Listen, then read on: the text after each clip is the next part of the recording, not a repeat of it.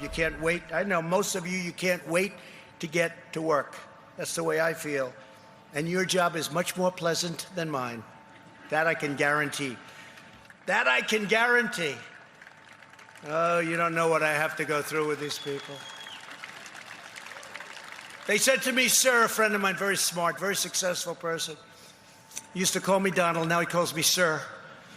He says, Mr. President. I said, call me Donald. Yes, but I can't, Mr. President, which is okay. He said, so which is the toughest nation to deal with? Is it China? Is it possibly Russia? Or is it maybe North Korea? I said, no, the toughest nation to deal with are the Democrats in the USA. Sure. The Democrats in the USA are much tougher to deal with than any of these people that we deal with. They're far more unreasonable, and actually they're a little crazy. A little crazy. President Trump yesterday speaking to workers at a Wisconsin shipyard. Important to keep in mind, he's never kidding. Joining us now, President of the Council on Foreign Relations and author of the book, The World, A Brief Introduction. Richard Haass, also with us from former Undersecretary of State for Public Diplomacy, Rick Stengel. His latest book entitled Information Wars, How We Lost the Global Battle Against Disinformation and What We Can Do About it. It's out in paperback. A few things to point out there, following up on our conversation today. The president says, lets people of Wisconsin know he hates his job. Hates it. I also find it fascinating that the guy that flies around on Air Force One and has servants at his beck and call all day talks to workers in a shipyard about how much harder his job is than their jobs. That obviously speaks for itself. But Richard Haass, I'll begin with you. The president had quite a busy day yesterday, talking about re-implementing stop and frisk in the middle of a civil rights movement, talking about overturning the Affordable Care Act in the middle of a pandemic, talking about abolishing the pre-existing condition protections that are overwhelmingly popular in this country. And AS talking about hating his job, but then saying that the Democrats are actually more unreasonable and worse than dictators in North Korea, Russia, or China. I remember when Harry Reid criticized George W. Bush when he was in Russia. And I criticized Harry Reid for 6 months to a year for that, because I didn't think you attacked a president when he was negotiating overseas. Here, though, here's the president of the United States comparing American public servants unfavorably to Kim Jong-un. Are there any parallels in American history to this? Well, needless to say, there are no parallels from a president of the United States. And by the way, dealing with Democrats or anybody in a democracy is meant to be difficult. The purpose of the framers was not to make American democracy efficient or easy. It was to make it careful and fair and to provide checks and balances. And places where politics are not difficult, like North Korea, are basically a giant concentration camp where people get killed with impunity. And one other point, Joe, it may be quote unquote easy to deal with a dictator, but I don't see much in the way of results. North Korea has more nuclear weapons and better missiles than it had when the president came into office. The last I checked, Russia is still parked in Ukraine, is still actively using force indiscriminately in the Middle East. China is now pressuring India, it's pressuring Vietnam, it's pressuring Japan, it's pressuring Taiwan. So it may be quote unquote easy in terms of socially meeting, but I don't see anything easy or anything else in the way of results. And as John Bolton wrote in his book, revealed to all of us, Donald Trump is a man far more comfortable talking to dictators and giving dictators sweetheart deals than he is dealing with democratically elected leaders. Rick Stengel, Jonathan Lemire with the Associated Press is with us and has a question for you. Jonathan. Hey, Rick, good to see you. Let's shift our focus to Europe for a second. And I wanted to get your reaction to two things happening this week or so. First of all, the president announced, it's not done, but the idea that he's likely going to be shifting a lot of troops from Germany to Poland. I was in the Rose Garden this week when he stood with President Duda and talked about that. But then secondly, that the EU, when it begins to loosen some travel restrictions in Europe for their borders, allowing travelers to move between them, countries there, but may not include the United States on that list. The travelers to the United States, like those from Russia and Brazil, other hotspots, would not be able to come to Europe. Tell us what you're hearing and what that means about how this president has handled the pandemic on these shores.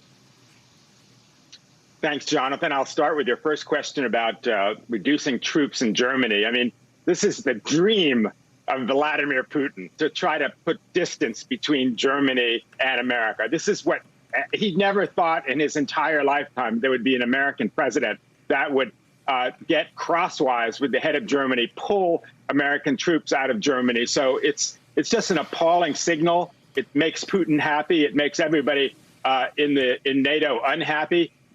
And speaking of the EU, I mean, you know, karma is a boomerang, as they say. I mean, it comes around. Remember how Donald Trump made fun of Italy and the European countries for not reacting precipitously enough to COVID-19. And now, of course, Europe is looking at us as a disaster area, as the sort of ground zero of how not to treat the illness. And they're saying, look, we can't afford to have American visitors come here. I mean, you know, it's looking back to World War I in 1918 was the last time Americans brought a virus to Europe. And look what happened then. So I think it's a kind of a comeuppance for Trump.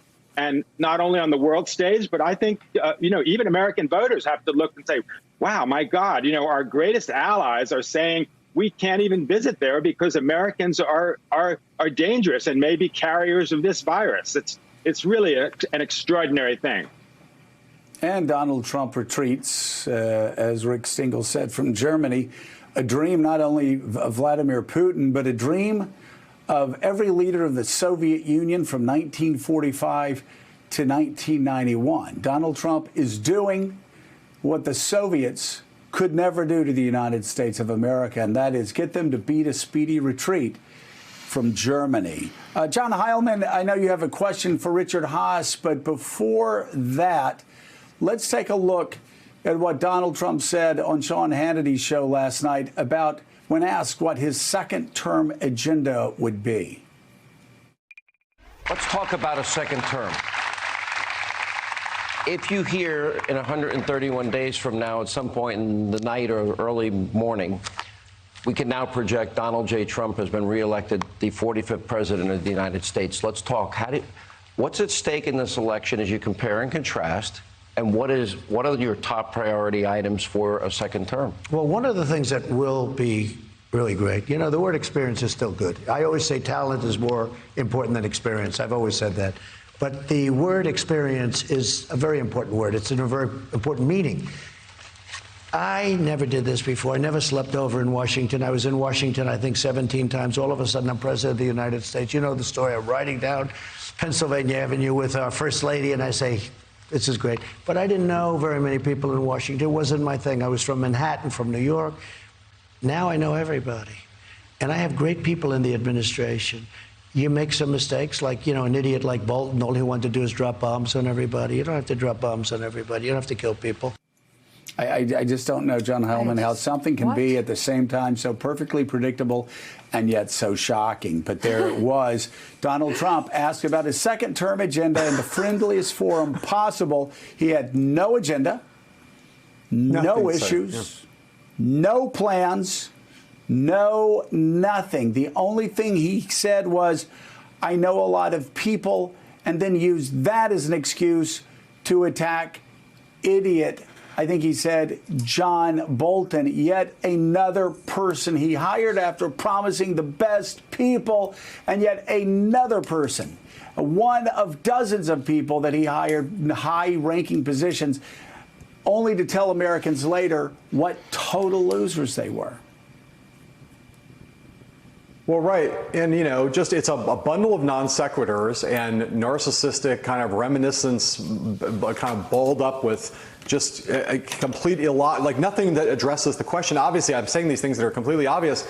I know Sarah Cooper's going to make this is the next great Sarah Cooper video for sure. Yeah. But Richard, I'll throw it to you. Yeah, right. I mean, it's going to be one of the classics. Richard, I'll throw it to you just because I think Joe and I both read.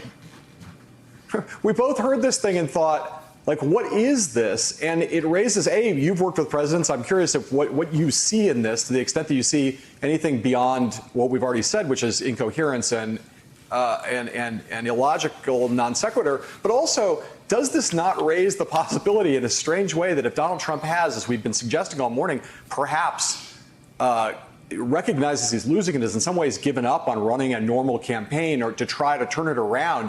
Is it not possible that the last thing in his mind is that somehow some foreign power is going to come to his rescue, whether it's Russia or China or someone else, and that's the way that he imagines he can win this thing, not by turning his campaign around, but by somehow turning to foreigners to intervene? Look, it was stunningly revealing. Talk about out of gas, no agenda, no second term plan. This is a guy who totally operates on instincts. It's tactics. It might be that he has this idea, except the problem for him to depend upon a foreign country to quote unquote save him by creating a crisis is that a lot of Donald Trump's foreign policy is about not having a foreign policy. It's essentially, it leans in the direction of minimalism, isolationism, unilateralism. He wants to get out of Afghanistan. So it's hard for me to see him wanting to get into anything big. Something small, though, he wouldn't mind. And the two possibilities, I would think, John, one would be Iran, the possibility of U.S. and Iranian ships colliding in the Persian Gulf, an Iranian-backed militia attacking U.S. forces in Iraq, maybe something with the nuclear agreement, or possibly China. China right now, you saw what they did against India. They sunk a Vietnamese boat. They're buzzing Taiwan. They're buzzing Japan, and so forth. And the question is, could that lead to an incident which would feed into his anti-China strategy? But I must quickly say, be careful what you wish for. Because, again, something like that could very quickly escalate or get out of hand. And I don't think that is what the country needs at a time we're dealing with everything from COVID-19 to divisions over race to tens of millions of unemployed. Rick Stingel, let me ask you a question in the other direction. What happens if Joe Biden is elected president?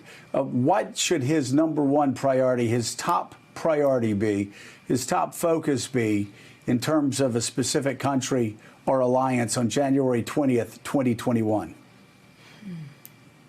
Well, I think the first thing he has to do, Joe, and I'm sure we all agree with this, is kind of heal the breach, to kind of heal the country spiritually, to heal the country economically, to heal the country in terms of inequities and racial justice.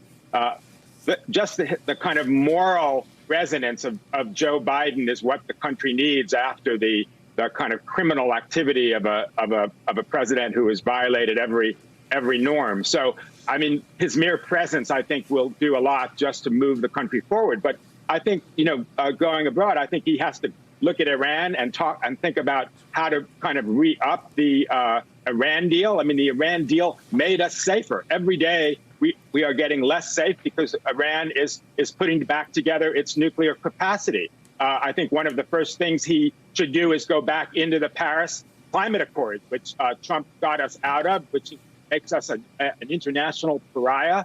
And I think he has to make some kind of agreement with Vladimir Putin to kind of stop Russia from continuing to invade and infect our country. I mean, I wrote a new forward to my book about how much domestic disinformation is greater than foreign disinformation. But the Russians will be trying to work this election exactly like they did in 2016. They have a lot of learning. And Barack Obama said to them, stay out, Joe Biden has to tell them to stay out as well. All right, Rick Stingel, thank you so much. We'll be looking for the new paperback edition of your book, Information Wars. And Richard Haass, new book, the world. A brief introduction. Richard, thank you as well. Thanks for checking out MSNBC on YouTube, and make sure you subscribe to stay up to date on the day's biggest stories. And you can click on any of the videos around us to watch more from Morning Joe and MSNBC. Thanks so much for watching.